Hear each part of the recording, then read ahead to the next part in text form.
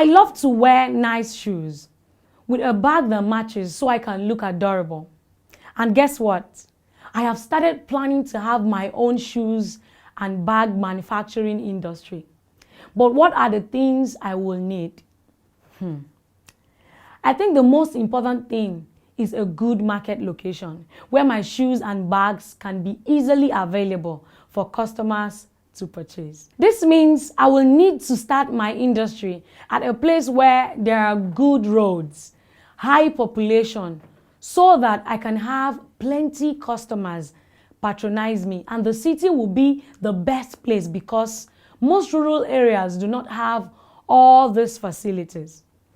This shows why a lot of manufacturing industries prefer to be in the urban areas than the rural areas. Trust you had fun learning in this class. See you in the next lesson. Bye.